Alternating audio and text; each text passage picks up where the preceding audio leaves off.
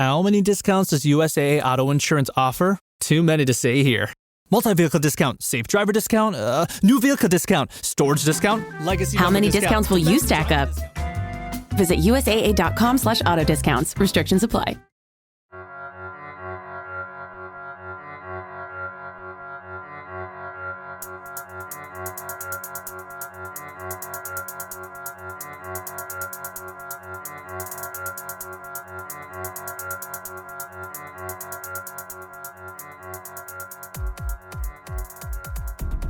Hey, Drilled listeners, we're back.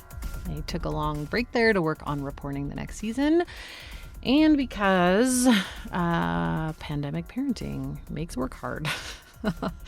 This month we'll be releasing a few bonus episodes, and next month we'll get into our next narrative season. And it's a long history of the gas industry, including the fracking boom, how that fed into a plastics boom, and the many crazy tactics the industry has used and continues to use to paint itself as a clean energy solution.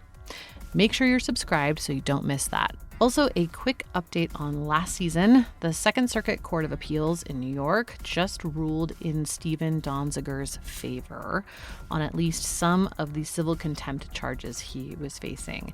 If you don't have any idea what I'm talking about, go back and listen to season 5, all about the long Chevron Ecuador case. It's been going on for more than 30 years.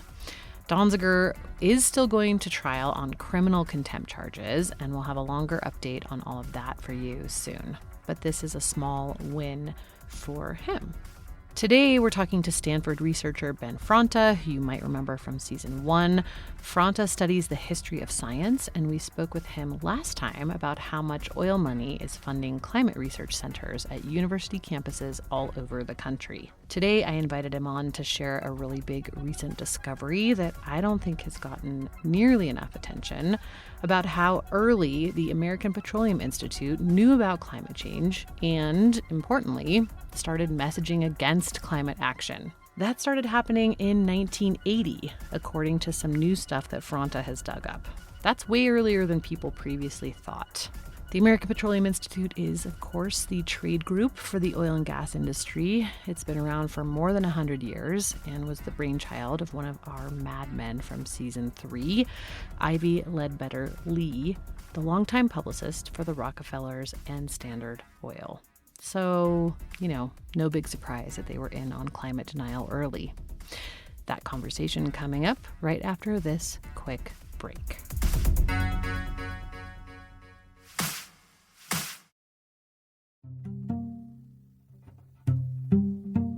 Hey, Drilled listeners, Amy here to recommend another climate podcast.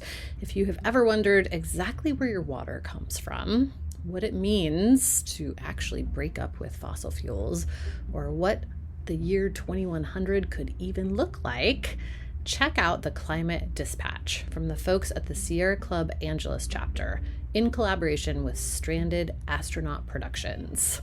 The show is brand new. It launched in April, just in time for Earth Day, and it answers all those questions and more.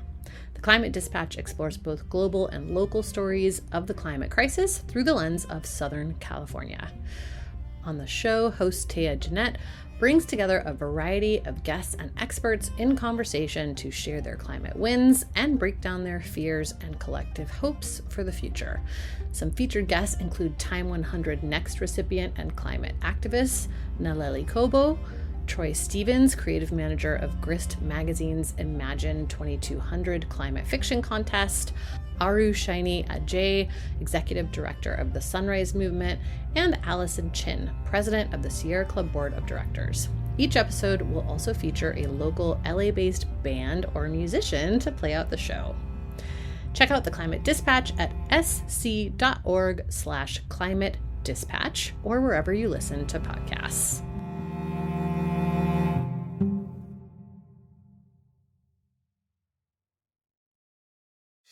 Hey, it's Paris. I love sparkly things, right? Like stars. Duh. And thanks to Hilton and Auto Camp, I just slept under them. Picture me, serving looks by the fire outside my luxurious Airstream, making s'mores with the kids, while a national park is our backdrop. The great outdoors meets Hilton hospitality. That's hot. Explore all the new ways to stay at Hilton.com. Hilton for the stay. So my name is Ben Franta, and I'm a JD PhD student at Stanford University. The PhD part of my life is about the history of climate science. So I do research on the history of climate science in general and what fossil fuel companies knew about climate change. Awesome. And you recently published something about a policy booklet you found published by the American Petroleum Institute in 1980. Can you explain a little bit about what that is and how you found it? Yeah, absolutely. So I found this while doing archival research at the University of Wyoming. That's in Laramie. And it's a policy book published by the American Petroleum Institute. And I believe it is the earliest known climate disinformation from the API. And of course, the API is really the nerve center of the US oil and gas industry. So all the major players of the industry were members of it, including Exxon and Chevron, uh, as well as the European companies like BP and Shell. Right, right. Um, this was super interesting to me when I was reading it because one of the Exxon guys that I interviewed, this guy Richard Wertheimer, said that he was at Exxon during this time period, I think from like 79 to 82 or 83. And he said that he had suspected that like the big shift in the industry was kind of orchestrated through the API, and that Exxon had a lot of power there, but also the API had a lot of power throughout the industry. So anyway, I don't know, it's interesting to see how they were starting to talk about the issue in um, in 1980. So what was like kind of the big finding for you in this? Was there anything surprising?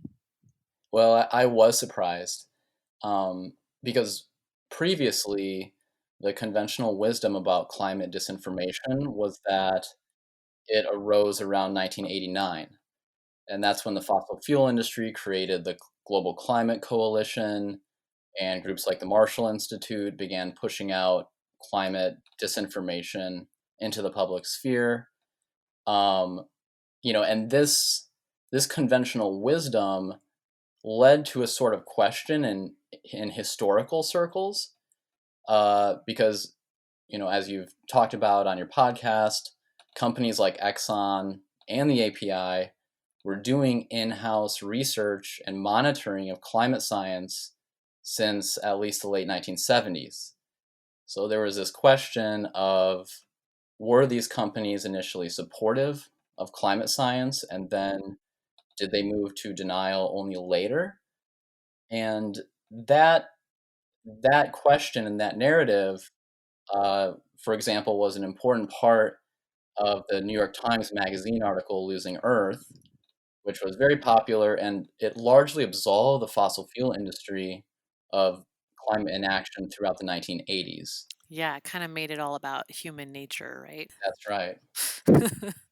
I know. And so this discovery shows that that narrative was mistaken. Now, of course, that narrative fit the information that was available at the time, or at least a lot of it, but now we know more. And it turns out that even as the industry was doing climate research internally, it was also promoting this false and misleading information about global warming to the public. That's super interesting. Maybe I'll have you read a couple of the more, I don't know, the like some of the lines that really try to convey doubt about the science of global warming. Sure. So the American Petroleum Institute, and I think this is also significant, it acknowledged in this document that uh, CO2 was a pollutant. It says, when coal or any other fossil fuel is burned, carbon dioxide emissions occur. In itself, carbon dioxide is harmless. Nature itself is a major source. However, some scientists believe that large concentrations of carbon dioxide in the atmosphere can in time cause climatic changes, specifically higher temperatures worldwide, the quote unquote greenhouse effect. Um, even there you see some of these, Scientists believe.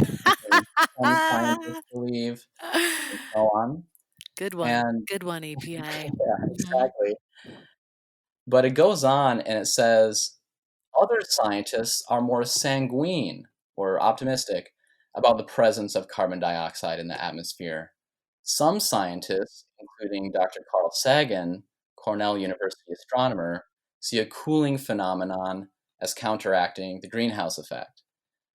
So when I saw that, I was very interested because, of course, Carl Sagan is, very famous astronomer and public communicator about science.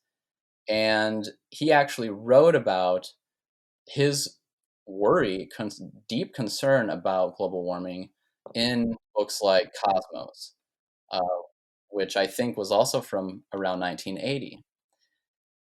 And in that book, he wrote, "The surface environment of Venus is a warning. Something disastrous can happen to a planet rather like our own. The carbon dioxide content of the Earth's atmosphere is increasing dramatically, and the possibility of a runaway greenhouse effect suggests that we have to be careful.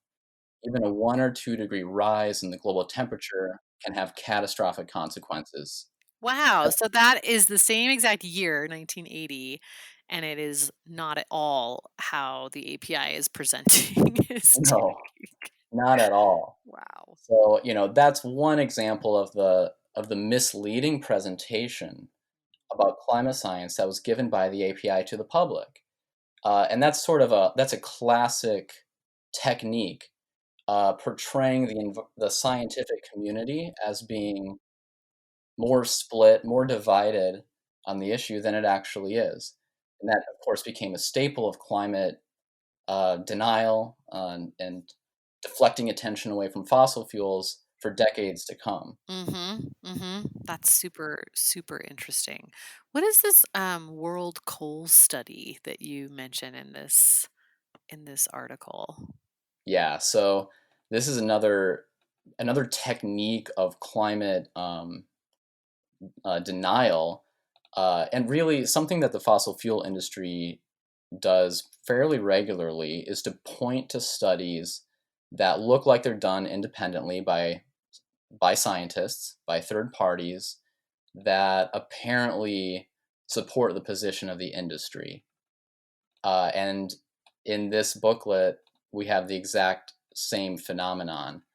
Um, so the API pointed to something here called the World Coal Study, which was actually largely funded and even carried out by representatives of fossil fuel groups, but it was organized by a professor at MIT.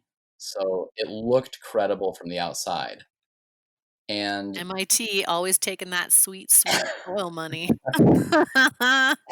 yes, and that study came out in 1982 or 1980 as well.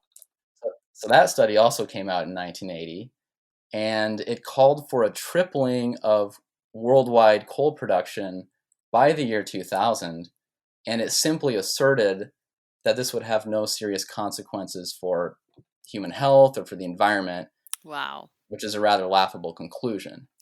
This was like around the same time that people were trying to make the argument that CO2 emissions would like grow more plants on the planet too, right? That's right. This is about when that Yeah. argument arose. Mhm. And I want to just note that this World Coal Study, even though we might think that its conclusions really make no sense, it was actually quite influential. So the director of that study, that was MIT business professor Carol Wilson, he lobbied the Carter administration with using the study to Wow. double coal production by 1990, which the which was actually adopted, and it became official G7 policy. That the G7 countries are the United States, the UK, France, Germany, Italy, Japan, and Canada. That became official G7 policy in 1981. Wow. Wow. I love this quote from him that you have too, where he's describing um, his year as having spent the last year peddling coal all over the world. That's right. What a glorious year that was. Wow. That's yeah. That's really interesting. Can you talk a little bit about this industry-wide task force that API had created sort of the year before as well? I know that Neela Banerjee wrote about that a few years back, but just to kind of orient people in this time period again. That's right. So, this 1980 document shows what the API was telling the public about climate change, and we can compare that to the internal memos that the API had at the time. And one of the most important groups in the API related to climate change was this task force on CO2 and climate. And really, what this was a group to monitor climate science and developments, and it had representatives on it from the major oil companies who were members of the API, from BP, from Exxon, and so on. And one of the bombshell documents that we have so far uh, is the meeting minutes of a presentation given to that task force by a researcher from Stanford University about climate change. Wow. And this was from around the same time. So this presentation was from 1980, and during this presentation, the person presenting, his name was John Lauerman. He was an engineer from Stanford University. He talked about the likely impacts of fossil fuels if they continued to be developed as they were. And uh, one of the slides says, a 1 degree rise would happen by 2005, but it would be barely noticeable. A 2.5 degree rise would happen by 2038, and that would have major economic consequences and would be strongly regionally dependent on where you were in the world. And then a 5 degree rise would happen by 2067, and that would have globally catastrophic effects. And, of course, we have already seen about a 1 degree rise, so this is fairly on track. But this shows that by 1980, the API had actually been directly warned that business as usual would create these globally catastrophic effects within the 21st century. And yet, in this policy book, the API is telling the public we need to expand fossil fuel production of all kinds, oil, gas, and coal, because at that time the oil industry wanted a lot of coal production in order to produce synthetic fuels, which is liquid fuel made out of coal. And it knew that this would lead to a huge amount of CO2 being put into the atmosphere. And yet it told the public that this would be safe.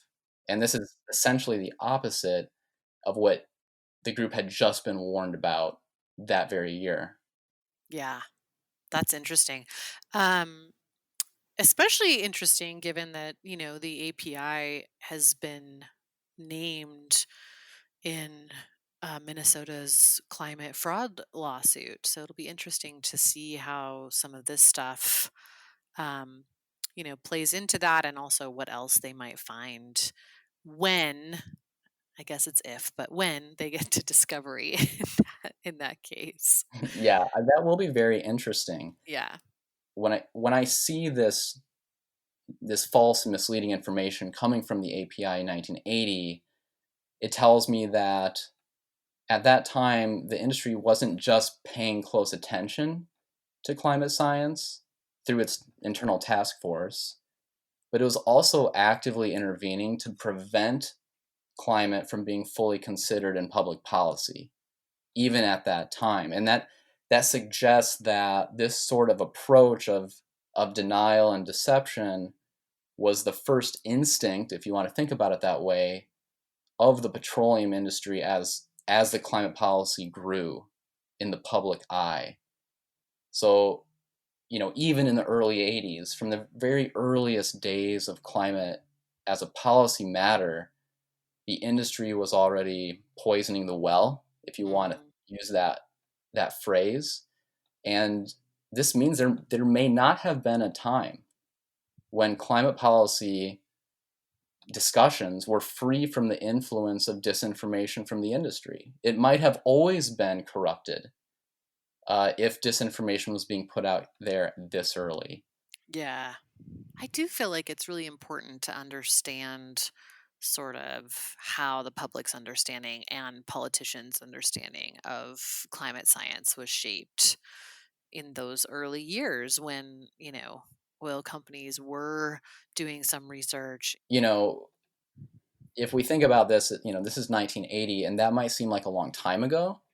And in some ways, it is a long time ago. But because energy infrastructure lasts for so long, the things that happened in 1980 still have direct impacts today. Energy decisions, like if you build a refinery or a coal plant or pipeline, that's going to last for sometimes 50 years or more. Mm-hmm. So this sort of disinformation from 1980, and of course ever since then, has actual real material effects on how much global warming we experience now and in the future, and therefore how much damage occurs. So even though this is in the past, decades in the past, it, in a very real sense, it is causing us harm today. And, that's, I think, an unfortunate aspect of it, but it's also why it's so important that we figure out what happened so we can correct it. Totally. Yeah, because, it's frustrating to see the same thing get repeated in so many ways now, or even I was talking to someone earlier today who was like, wow, all of a sudden it seems like disinformation is such a big thing. And I'm like, it's not all of a sudden though. That's like because this whole machine has been built for like 100 years. That's right. That's right. So we need to understand that. And my big soapbox recently is that I really think the media needs to take a hard look at itself and its role in all of this stuff and ways that it can inoculate itself and the public against more of it. That's absolutely right. Yeah, it's bad. Because, as you've talked about it in your podcast, some of these techniques of mass manipulation, are very old. And they're commonly used between different industries. Techniques like the third-party technique, where you falsely ascribe essentially your own position to a group that looks like it's independent from you, but it's actually not. That's just one example. But these sort of PR techniques, they're very common, and it's amazing how common they are once you learn about them. And you have a whole season about that, and it's one of the best resources about that topic. But I think it would be amazing for the media to develop a closer familiarity with all of that.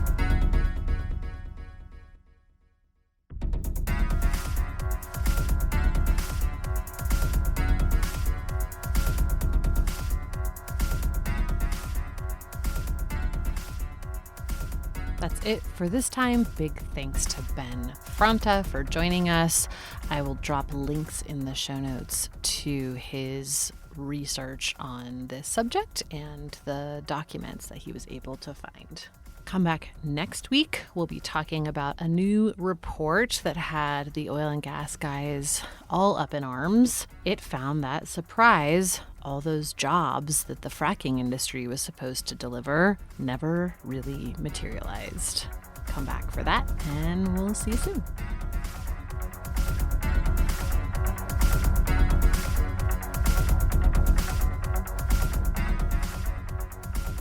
Drilled is an original production of Critical Frequency. It's reported and produced by me, Amy Westervelt. Our music is composed by B. Beeman, David Whited, and Martin Wissenberg.